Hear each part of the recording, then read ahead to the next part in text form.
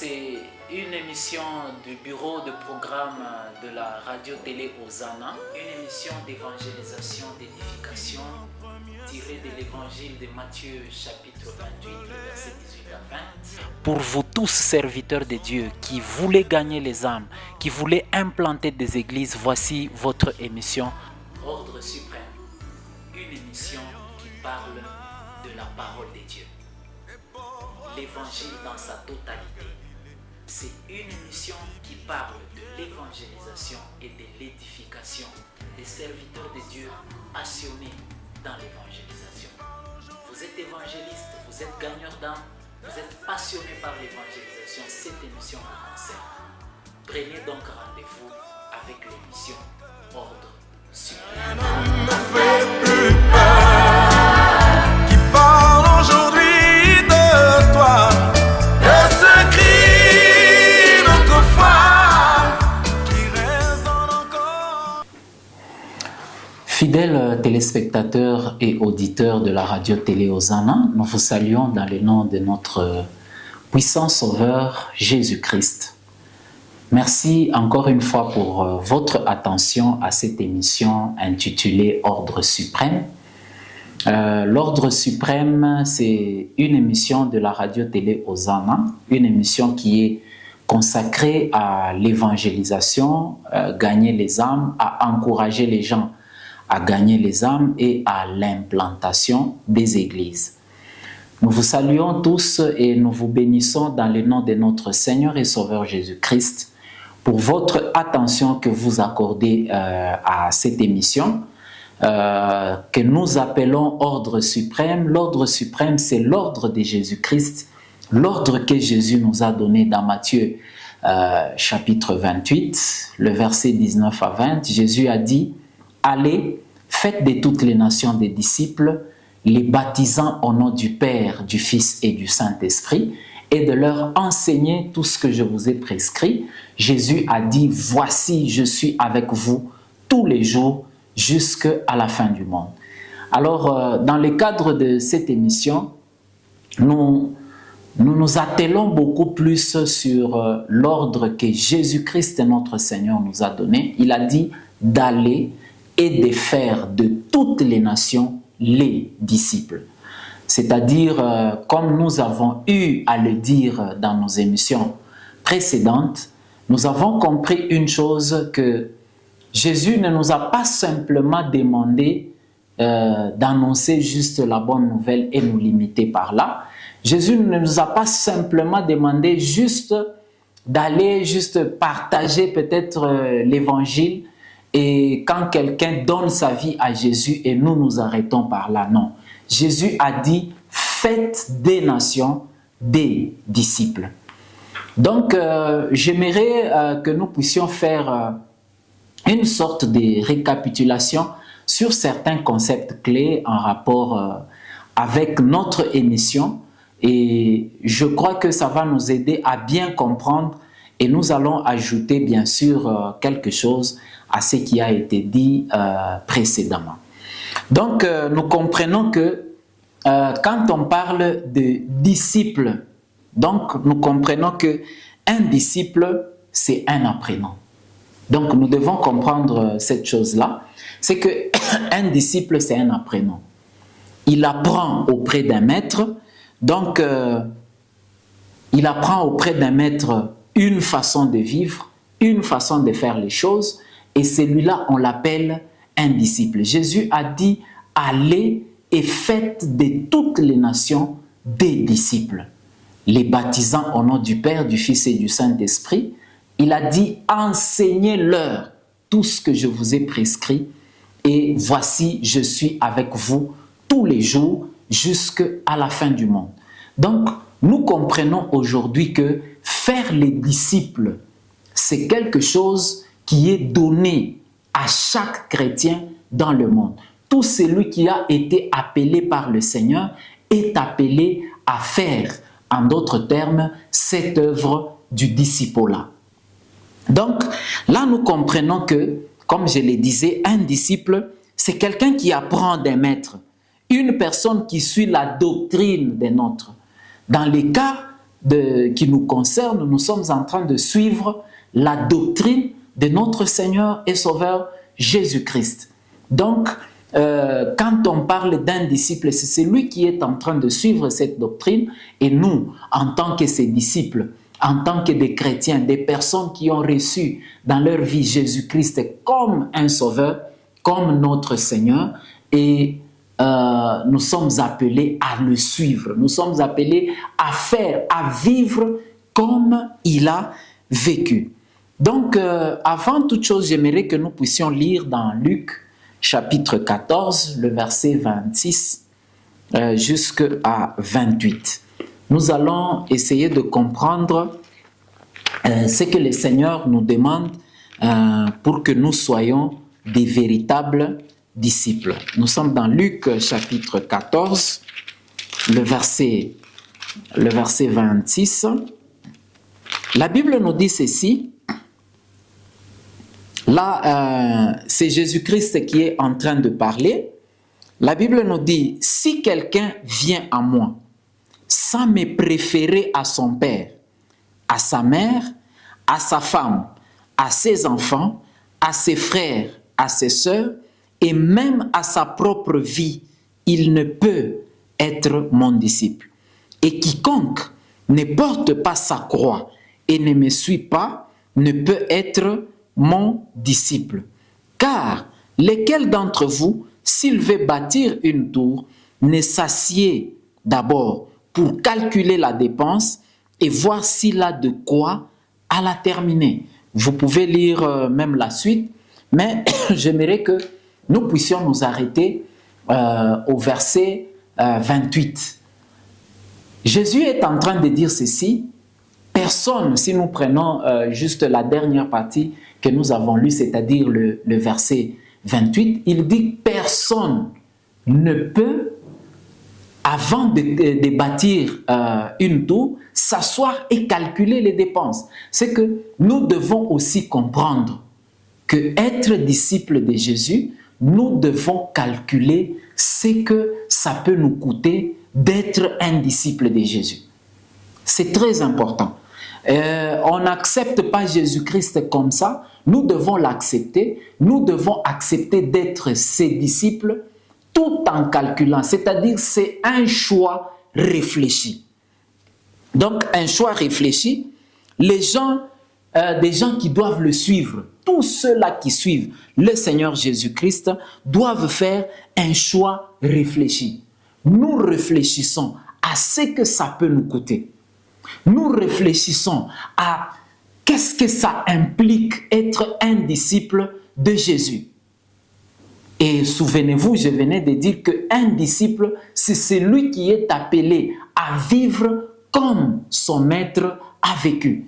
Donc, en ce qui nous concerne aussi, nous devons savoir, nous devons calculer, nous devons tenir compte de ce que nous devons calculer, ce que ça implique réellement d'être un disciple de Jésus. Jésus dit ceci, nous sommes toujours dans Jean 14, et plutôt Luc 14, le verset 28. Il dit ceci, « Lequel de vous, s'il veut bâtir une tour, ne s'assied d'abord pour calculer la dépense et voir s'il a de quoi à terminer cette tour. » Donc, quand vous voyez au verset 27, un peu plus haut, Jésus dit ceci, « Et quiconque ne porte pas sa croix, quiconque ne porte pas sa croix et ne me suit pas, ne peut être mon disciple. » Quiconque, et il a dit, même nous l'avons lu avec vous, c'est lui qui ne préfère pas, qui ne peut pas préférer Jésus à la place de son père, de sa mère, de sa femme, de sa famille. Qu'est-ce que Jésus voulait dire? Jésus ne voulait pas nous dire que nous devons abandonner ou bien ne pas avoir de la considération pour nos parents ou ne pas avoir de la considération pour les membres de nos familles. Mais plutôt, nous devons préférer Jésus, c'est-à-dire nous devons mettre Jésus et son œuvre et ce qu'il est, ce qu'il nous enseigne. Cela doit être mis en avant par rapport à tout ce que nous avons de précieux sur la terre. C'est ainsi qu'il a dit, celui qui aime la vie la perdra. Mais celui qui haït sa vie à cause de moi, il la retrouvera. Aimer sa vie, c'est quoi? Aimer sa vie, c'est rejeter la vie de Jésus. C'est rejeter ce que Jésus est. Il préfère, c'est ainsi que quand nous lisons dans Luc, on nous parle, parce que la vie sur la terre, nous avons des parents, nous avons nos femmes, nous avons nos maris, nous avons nos enfants, nous avons notre travail, nous avons nos affaires, tout ce que nous faisons. Si nous ne pouvons pas mettre Jésus en avant, l'amour de Christ doit nous animer avant toute chose. C'est ce que Jésus était en train de vouloir nous expliquer. L'amour de Christ doit d'abord nous animer avant toute chose. L'avantage que nous pouvons tirer de nos affaires, l'avantage que nous pouvons tirer, je ne sais pas moi, de tout ce que nous sommes en train de faire, doit être secondaire par rapport à l'amour que nous avons ou que nous devons avoir pour notre Seigneur Jésus-Christ. Donc, être disciple de Jésus, c'est quelque chose qu'il faut réellement bien calculer et pour voir si réellement nous pouvons assurer cela. Bien-aimés dans le Seigneur, j'aimerais que nous puissions comprendre une chose. Quand on a parlé des disciples, dans le mot disciple ou du mot disciple découle un autre mot que nous voulons également exploiter pendant ce moment, c'est le mot discipline. Bien-aimés dans le Seigneur, vous ne pouvez pas être un bon disciple sans être un disciple discipliné, si je peux permettre que vous puissiez permettre cette totalité. Et cette, qu'est-ce que je dis, la suite des mots quoi.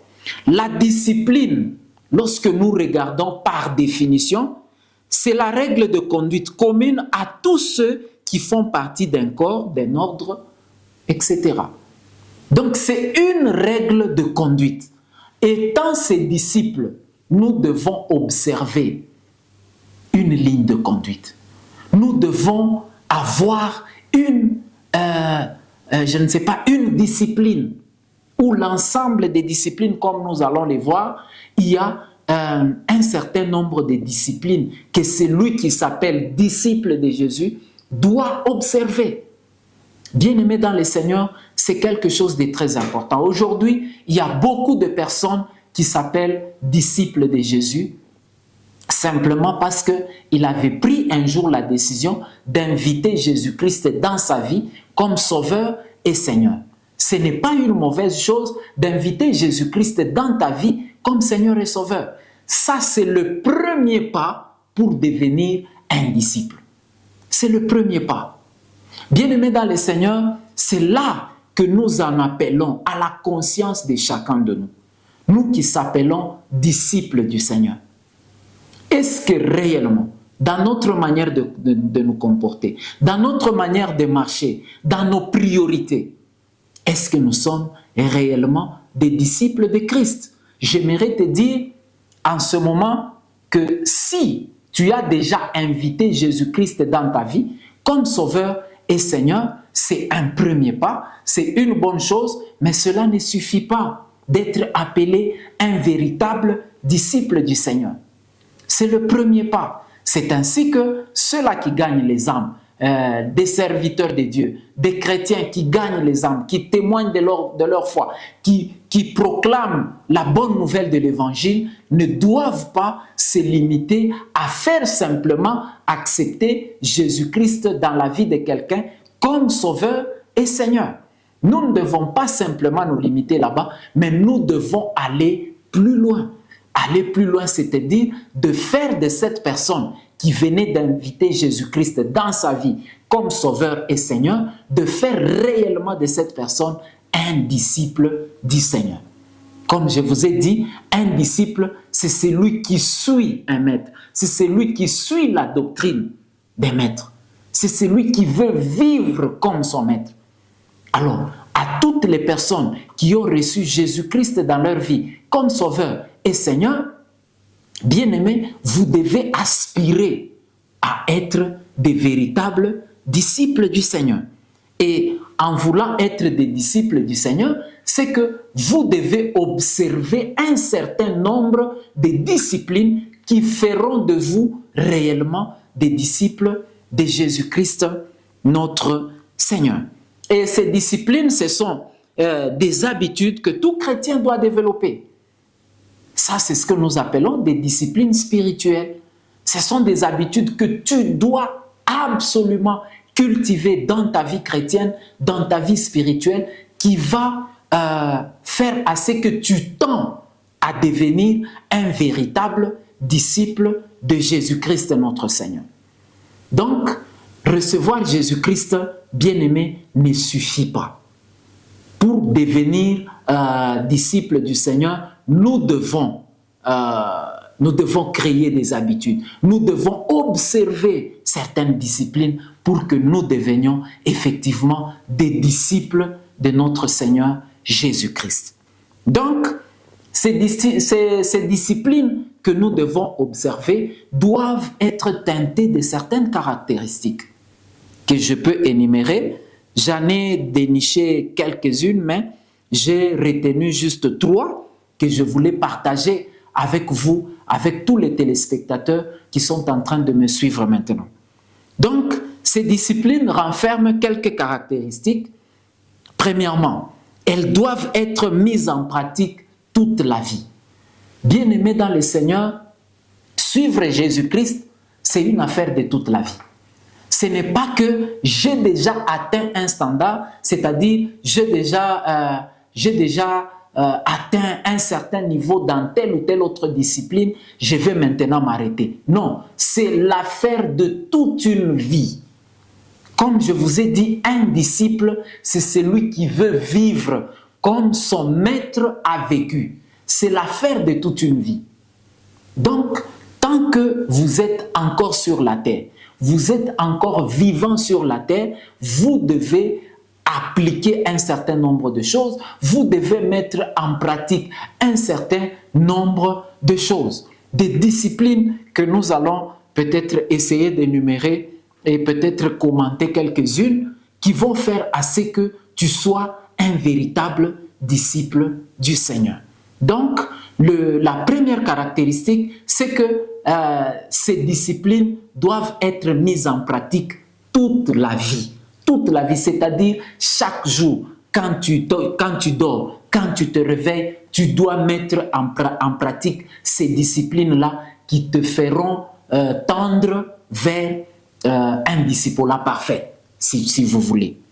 Donc, la deuxième caractéristique, elle implique aussi le changement du style de vie. Bien-aimé dans le Seigneur, celui qui est un disciple du Seigneur, vous étiez peut-être païen, vous étiez habitué à un certain nombre, à un style de vie que vous aviez. Il y a des gens, par exemple, quand ils étaient dans le monde, quand ils étaient païens, et chaque week-end, il était sûr que le week-end, je dois aller comme la plupart des gens disent, je dois aller me divertir avec les amis. Il y en a qui font ça. Et c'était leur style de vie tous les jours de leur vie. C'était comme ça. Chaque semaine, il fait les mêmes choses, tout ça. Mais comprenez que quand vous avez donné votre vie à Jésus, cela peut impliquer aussi le changement de votre style de vie. C'est très important. Ça entre dans les caractéristiques des disciplines que vous devez observer en tant que chrétien pour devenir un véritable disciple de notre Seigneur Jésus-Christ. Et la troisième des choses, je vais me limiter jusqu'aux 3 caractéristiques et peut-être dans les prochains jours, nous allons peut-être découvrir d'autres caractéristiques. C'est qu'elles requièrent, ces disciplines-là, requièrent un renoncement de soi. Vous devez renoncer à vous-même. Vous devez renoncer à vous-même. Le Seigneur Jésus a dit, c'est lui qui aime sa vie au détriment du Seigneur, il la perdra. Mais c'est lui qui renonce à sa vie. Le Seigneur Jésus voulait dire, c'est lui qui est sa vie. Donc, ici, j'aimerais peut-être qu'on comprenne une chose. Quand Jésus a dit haïr sa vie, ça ne veut pas dire que quelqu'un puisse se mettre la corde au cou et peut-être arrêter, mettre fin à sa vie. Ce n'est pas dans ce sens-là que le Seigneur Jésus parle. Mais il est en train de parler à un style de vie. Abandonner la vie du monde, abandonner la vie du péché pour se tourner vers le Seigneur et accepter la vie que le Seigneur va t'imposer. C'est un renoncement. Tu renonces à toi-même. Tu renonces à ce que tu as de si précieux. Qu'est-ce qu'un homme peut avoir de si précieux comme sa famille? Bien-aimé, il y a des personnes qui sont prêtes à tout pour sa famille. Mais le Seigneur Jésus a dit, si tu ne me préfères pas à ta famille, tu n'es pas digne d'être appelé mon disciple. Et c'est ainsi que le changement du style de vie dans les habitudes ou les disciplines que nous allons essayer d'énumérer est très important. C'est si vous donnez dans ces disciplines, vous donnez ces caractéristiques à ces disciplines-là, vous allez tendre vers être, si vous voulez, un disciple véritable de Jésus-Christ, notre Seigneur. Donc, nous avons parlé de la mise en pratique toute la vie des principes de Dieu. Et deuxièmement, nous avons parlé du changement du style de vie et du renoncement. Bien-aimés dans le Seigneur, c'est comme ce que nous étions en train de vous dire. Ces disciplines renferment quelques caractéristiques, c'est-à-dire elles doivent être mises en pratique toute la vie. C'est-à-dire, nous devons mettre en pratique tout ce qui concerne la mise en pratique de tout ce qui concerne les disciplines que nous allons énumérer. Ça, c'est la première caractéristique, c'est-à-dire la mise en pratique de tous ces principes. La deuxième caractéristique, elle implique aussi le changement de style de vie. Nous devons changer notre style de vie. C'est-à-dire, ces disciplines peuvent nous pousser à changer notre style de vie. C'est l'une des caractéristiques de ces disciplines-là, le changement de notre style de vie. Il y a beaucoup de gens, quand ils étaient dans le monde, quand ils étaient païens, si nous pouvons l'appeler dans des termes simples, quand ils étaient païens, ils avaient des habitudes, ils avaient un mode de vie qu'ils étaient en train de suivre. Mais quand nous observons toutes ces disciplines, ça implique aussi le changement de style de vie. Il y en a, chaque semaine, quand il était dans le monde, quand il était païen, chaque semaine, il pouvait être le week-end, c'était le jour où il se disait « je vais aller me divertir avec les amis ». Et quand il pouvait aller, c'est aller dans des débits de boissons, et il pouvait aller dans des maisons de prostitution et ainsi de suite. Mais quand il s'est converti, quand il donne sa vie à Jésus, en observant certaines disciplines, ça peut aussi impliquer le changement de style de vie. Ça, c'est la deuxième caractéristique. Et la troisième caractéristique, elle requiert, c'est-à-dire ces disciplines, requièrent un renoncement de soi. Tu dois renoncer à toi-même. Jésus a dit ceci, c'est lui qui aime sa vie, qui préfère sa vie à moi, il la perdra. Mais celui qui la perdra pour moi, il la retrouvera.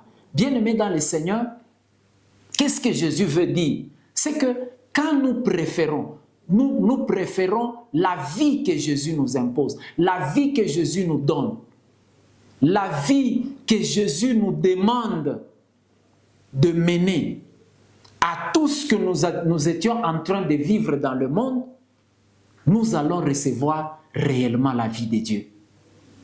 Et haïr sa vie, c'est-à-dire quoi? C'est accepter Jésus-Christ dans sa vie comme Seigneur et Sauveur. Accepter de mener la vie que Jésus et sa parole nous imposent. Donc, ça c'est très important. Et comme nous avons dit, Jésus a dit, c'est lui qui veut me suivre, qu'il se charge de sa croix et qu'il me suive. Donc c'est lui qui ne se charge pas de sa croix, il n'est pas digne d'être appelé mon disciple. Alors, aujourd'hui, j'aimerais que nous puissions voir un certain nombre de disciplines que nous sommes appelés à observer, ces disciplines que moi j'appelle ces disciplines qui constituent en fait la croix que Jésus-Christ nous a demandé de prendre. La première discipline, c'est la discipline de la découverte. Bien-aimés dans le Seigneur, la première des choses qu'il faut savoir, c'est de découvrir qui est Jésus. C'est lui que tu ne peux pas suivre un maître que tu ne connais pas. Tu ne peux pas suivre un Dieu que tu ne connais pas. Bien-aimé dans le Seigneur, c'est la découverte de qui est Jésus. Qu'est-ce que Jésus a accompli pour moi? On parle qu'il est mort pour moi à la croix. Il est mort à ma place pour me délivrer du péché. Qu'est-ce que sa mort implique dans ma vie? Cette découverte-là, ça va te pousser à vivre une expérience particulière et personnelle avec ton Seigneur. Bien-aimé dans le Seigneur, c'est très important. Découvrir ce que Jésus-Christ a réellement fait. Aujourd'hui, nous avons beaucoup de chrétiens. Vous lui posez la question, vous êtes déjà converti, il vous dit oui. Pourquoi? Parce qu'un jour, j'avais fait une prière, j'ai invité Jésus-Christ à entrer dans ma vie, qu'il soit comme mon sauveur et mon Seigneur. C'est une très bonne chose que tu as fait. Mais est-ce que tu as déjà fait cette expérience de découvrir qui est Jésus? Qu'est-ce qu'il a réellement accompli en ta faveur? En mourant sur la croix, qu'est-ce que cela implique? Qu'est-ce que sa croix, sa mort et sa résurrection, qu'est-ce que cela implique dans ta vie? Bien-aimé, cette découverte va te pousser, va te permettre de mieux connaître ton Sauveur, de mieux connaître ton Seigneur. Et c'est très important. Ça, c'est la première discipline. La deuxième discipline, c'est de demeurer. Après que nous ayons découvert ce que Jésus a fait pour nous, après avoir découvert ce que sa mort et sa résurrection impliquent, ce que sa croix implique dans notre vie, bien-aimés dans le Seigneur, nous devons demeurer. Demeurer, encore une fois, ça veut dire quoi? Demeurer, ça veut dire rester attaché à Jésus, rester attaché à sa parole. Il a dit ceci, si vous demeurez en moi, je demeurerai en vous. Demeurez dans mes commandements. Celui qui suit mes commandements, il demeure dans mon amour. Bien-aimé dans le Seigneur, ce que Jésus te recommande, tu dois rester attaché à sa parole. Tu dois rester attaché à ce qu'il te demande de faire. Recevoir Jésus-Christ, lorsque tu l'as reçu dans ta vie comme Seigneur et Sauveur, il est entré dans ta vie. Il est dans ta vie. Il conduit dans ta vie. Bien-aimé, recevoir Jésus, Jésus qui vit dans ta vie, et se laisser conduire par lui, c'est deux choses différentes. Il y a des personnes qui ont déjà invité Jésus-Christ dans leur vie comme Seigneur et Sauveur, ils se tapent même sur la poitrine, je suis chrétien. Et ils se disent qu'ils sont réellement des chrétiens. Et parce qu'ils ont déjà reçu Jésus-Christ dans leur vie comme Seigneur et Sauveur, effectivement, ils sont chrétiens. Chrétien, ça veut dire Christ en nous. C'est ça ce que ça signifie le mot chrétien. C'est qu'ils sont réellement des chrétiens. Mais tu peux être un chrétien sans être un véritable disciple de Jésus. C'est-à-dire, ce que nous appelons, si vous vous souvenez encore dans nos émissions passées, nous en avons parlé, c'est cela qu'on appelle des chrétiens charnels. C'est-à-dire, ce sont des personnes qui ne se laissent pas diriger par Jésus, qui ne marchent pas en conformité avec la parole de Dieu. Le Saint-Esprit qui vit en eux, ils ne se laissent pas diriger par le Saint-Esprit. Bien-aimés dans le Seigneur, c'est très important. Demeurer, c'est encore une discipline, c'est une habitude que nous devons cultiver. Chaque jour, quand je me réveille le matin, je contrôle ma marche, je me contrôle dans ma manière de me comporter pour que je demeure dans la parole de Dieu. Et c'est très important, c'est toute une discipline. Ce sont des habitudes qu'il faut cultiver et nous appelons ça une discipline spirituelle. Et plus vous persévérez dans ces disciplines que nous sommes en train d'énumérer, plus vous êtes en train de devenir un véritable disciple de Jésus-Christ, notre Seigneur. La troisième discipline, c'est la discipline de la prière. Bien-aimés dans le Seigneur, vous ne pouvez pas vous appeler disciple du Seigneur, disciple de Jésus-Christ, ou vous ne pouvez pas vous appeler un chrétien sans avoir une vie de prière. Comme je vous ai dit, c'est une discipline, c'est une habitude que tu dois cultiver. Tu dois prier tous les jours. La prière, c'est quelque chose. Jésus, notre Seigneur, souvenez-vous encore, je vous ai dit ceci, un disciple est celui qui veut vivre comme son maître. Et notre maître Jésus-Christ, il était quelqu'un qui priait chaque jour. La Bible dit que chaque jour, après avoir prêché, il renvoyait la foule et il s'est retiré dans un lieu désert pour aller prier. Bien-aimés, nous avons des chrétiens qui ne prient presque pas. Ils ne prient que quand on a programmé une semaine de prière à l'église. Ils prient que quand il est à l'église. Mais dans ta vie, tu dois avoir un programme personnel et quotidien de la prière. C'est très important, c'est une discipline que tu dois t'imposer pour tendre à devenir un véritable disciple du Seigneur. Et la quatrième discipline, c'est la discipline d'étude de la parole de Dieu. C'est très important, bien-aimé dans le Seigneur. Tu ne peux pas... D'ailleurs, c'est en étudiant la parole de Dieu que tu vas comprendre les plans de Dieu pour toi. C'est en étudiant la parole de Dieu que tu vas comprendre ce que Dieu a déjà préparé pour toi. C'est en étudiant, en lisant régulièrement. J'ai toujours dit ceci, lorsque je parle sur la parole de Dieu, c'est une lecture et une méditation soutenue de la parole de Dieu. C'est pas que aujourd'hui j'ai lu, je vais lire encore la Bible la semaine prochaine. Non, l'étude régulière et soutenue de la parole de Dieu.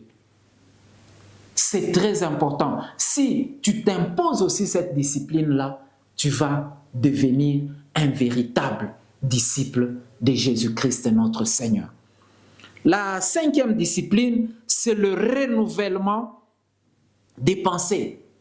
Bien-aimés, vous allez comprendre que quand vous lisez la parole de Dieu, la Bible dit qu'elle est comme une épée à double tranchant, capable de séparer moelle et jointure, âme et esprit. Ce qui fait que les pensées que tu avais avant, les pensées qui animaient ta vie avant, quand tu lis la parole de Dieu, quand tu te mets en contact avec la parole de Dieu, si tu te soumets à cette discipline de la lecture et de la méditation, j'insiste beaucoup sur la lecture et la méditation, parce que la méditation de la parole de Dieu est différente de la lecture de la parole de Dieu. Il y en a qui lisent la Bible comme s'ils étaient en train de lire un livre d'histoire. C'est vrai, vous pouvez peut-être la lire de cette manière-là, mais j'aimerais que c'est mieux si vous lisez et vous méditez ce que vous êtes en train de lire. C'est que dans la méditation, ça implique ce que j'appelle toujours la visualisation ou bien t'identifier, l'identification à cette parole. Tu t'attaches à cette parole, tu veux t'identifier à cette parole. Et c'est très important. Et quand tu verras que si tu t'identifies à cette parole, si tu t'attaches, tu adhères à la vérité de la parole de Dieu, tu ne peux que subir le changement total de tes pensées. Tu ne vas plus commencer à penser comme tu le faisais avant, mais tu vas subir un autre changement.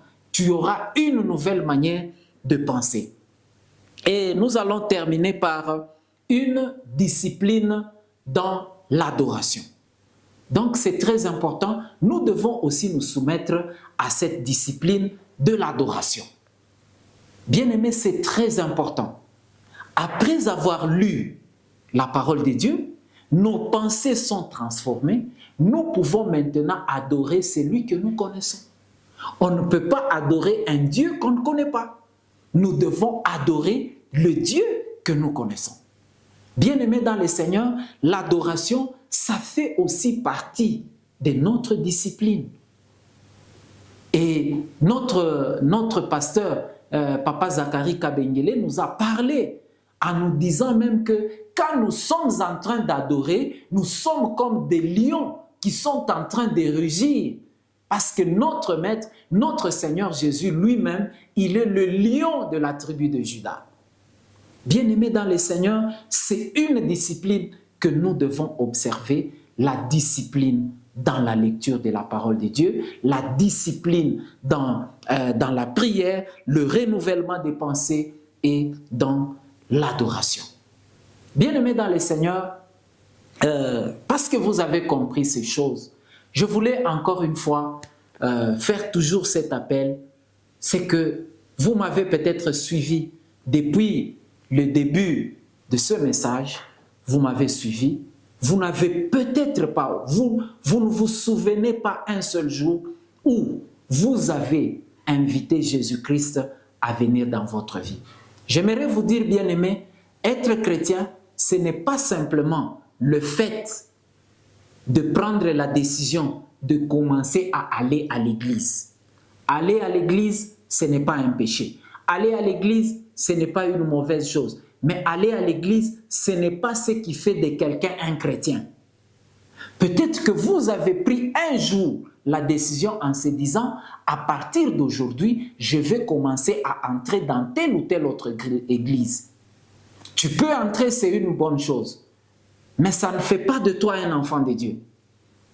La Bible dit ceci, à tous ceux qui l'ont reçu, à ceux qui croient en son nom, elle a donné le pouvoir de devenir enfants de Dieu, lesquels sont nés non du sang, ni de la volonté de la chair, ni de la volonté de l'homme, mais de la volonté de Dieu.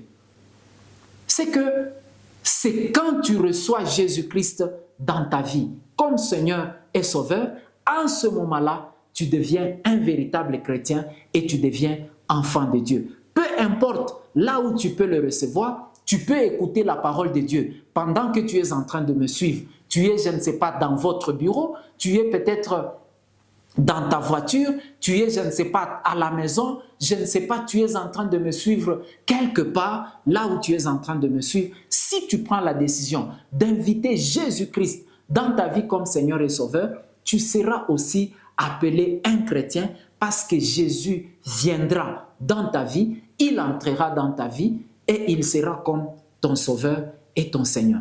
Voici ce qu'il a dit dans Apocalypse 3:20, il a dit « Voici, je me tiens à la porte et je frappe. Si quelqu'un entend ma voix et ouvre la porte, j'entrerai chez lui, je souperai avec lui et lui avec moi. » Aujourd'hui, je voudrais t'appeler, toi qui es en train de me suivre pendant ce moment, que tu prennes quelques minutes pour que tu puisses inviter Jésus-Christ dans ta vie comme Sauveur et Seigneur. La Bible dit que c'est en croyant du cœur et en confessant de la bouche qu'on parvient au salut.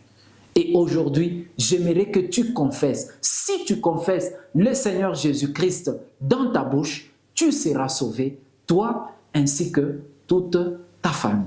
C'est pourquoi je t'invite pendant ce moment que tu prennes 2-3 minutes pour répéter cette prière après moi. Du moins, si tu ne l'as jamais invité dans ta vie, j'aimerais te donner cette opportunité que tu ouvres ton cœur, que tu répètes cette prière avec moi pour que Jésus-Christ vienne dans ta vie et que qu'il puisse diriger ta vie, qu'il puisse conduire tous les aspects de ta vie. Tu peux fermer les yeux là où tu es pendant quelques minutes. Tu vas juste répéter cette prière après moi et Jésus-Christ viendra dans ta vie comme il l'a promis dans Apocalypse 3, 20. Tu vas répéter après moi, Seigneur Jésus, j'ai besoin de toi. Merci d'être mort sur la croix pour mes péchés. J'ouvre la porte de ma vie. Je t'accepte comme mon Sauveur et Seigneur. Merci pour la vie éternelle que tu me donnes. Prends la direction de ma vie et fais de moi la personne que tu désires que je sois. Amen. Si tu as fait cette prière avec moi, sache que Jésus-Christ est entré dans ta vie et il est en train de diriger maintenant les aspects de ta vie. Peut-être que tu te dis, je n'ai rien senti, comme si quelque chose est entré dans ma vie.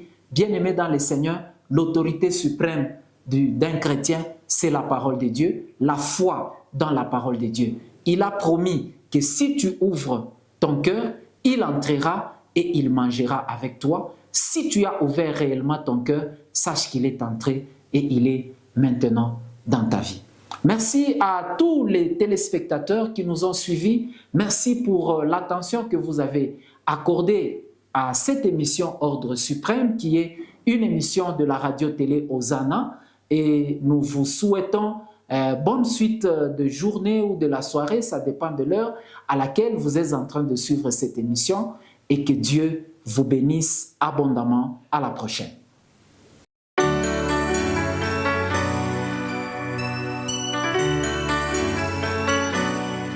Ordre Suprême, c'est une émission du bureau de programme de la radio-télé Hosanna, une émission d'évangélisation, d'édification tirée de l'évangile de Matthieu chapitre 28, versets 18 à 20. Pour vous tous serviteurs de Dieu qui voulez gagner les âmes, qui voulez implanter des églises, voici votre émission Ordre Suprême, une émission qui parle de la parole de Dieu.